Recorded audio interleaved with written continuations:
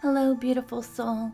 Welcome back to Cat Grace Healing, where we dive deep into psychology, spirituality, relationships, and personal growth. Today we are tackling a heavy but important topic: the stages of a relationship with a narcissist. If you've ever felt like you were on an emotional roller coaster in a relationship, this might explain why.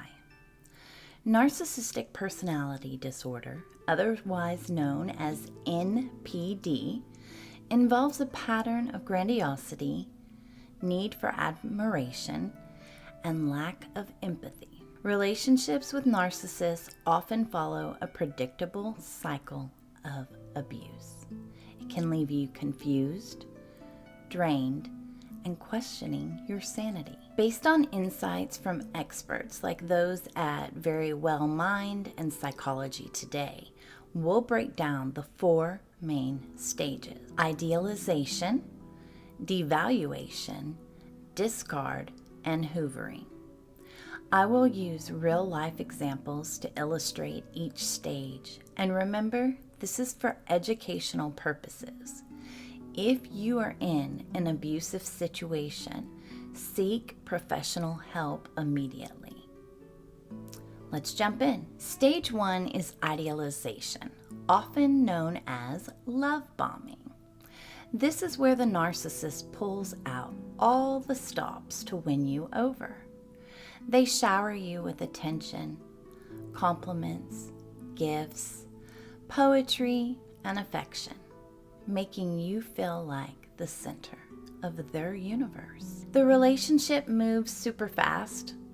They might talk about marriage or moving in together after just a few dates. It's intoxicating, but it's all about hooking you in. Example, imagine meeting someone online. On the first date, they say you're their soulmate, and they've never felt this way. Ever. You are it.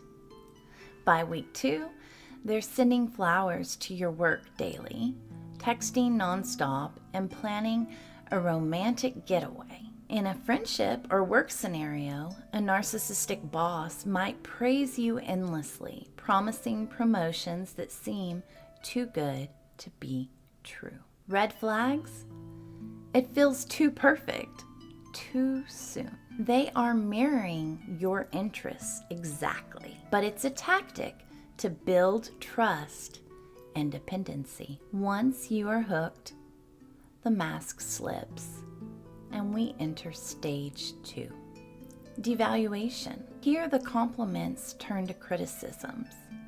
They start gaslighting you, making you doubt your reality, projecting their flaws onto you, and using emotional manipulation like silent treatment or ultimatums.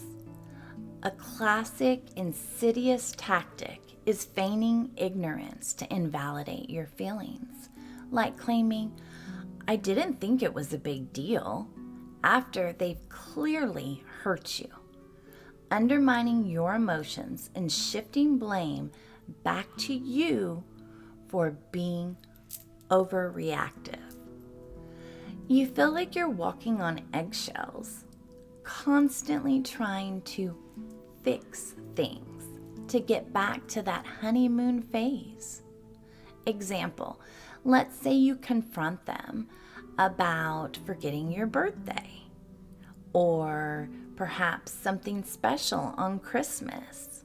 Despite them promising something special, when you try to hold them accountable, they respond with a shrug.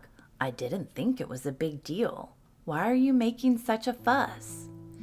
This dismisses your valid hurt, making you question if your expectations are unreasonable, even though it was a clear breach of trust. Or they deny saying something hurtful, insisting, "You're imagining things. You took it wrong. You're always so dramatic." Anything to avoid accountability. In a professional setting, that boss who praised you now belittles your work and meetings, claiming you never deserved the hype. The impact?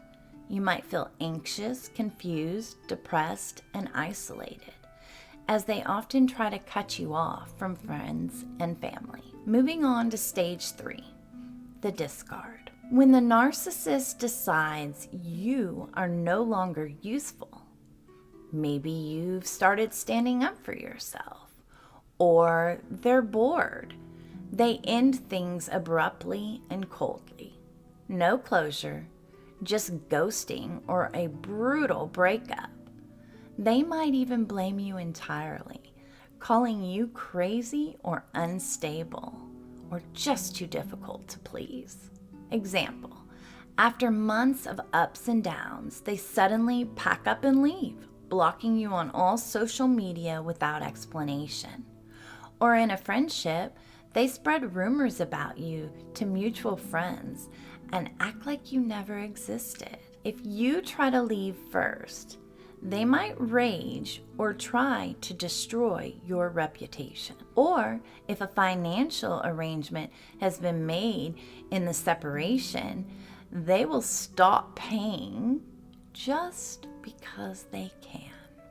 It's all a power move. This stage is devastating, often leading to PTSD-like symptoms because of the emotional whiplash.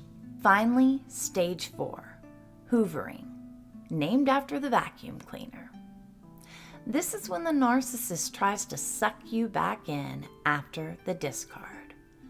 They might apologize profusely, promise to change, or use nostalgia to lure you.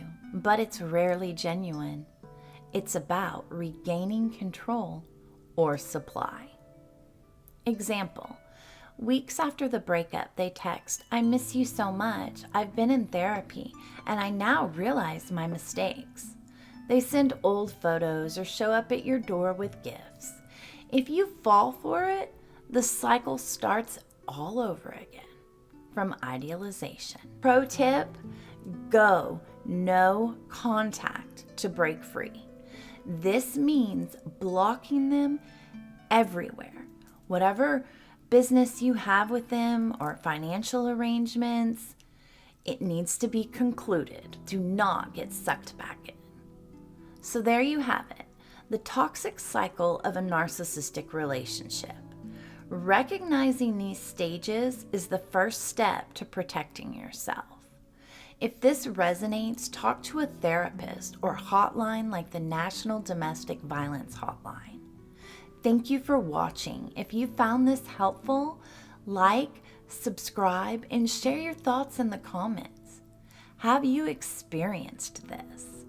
Remember, you are not alone, and healing is possible. See you next time, beautiful soul. Namaste.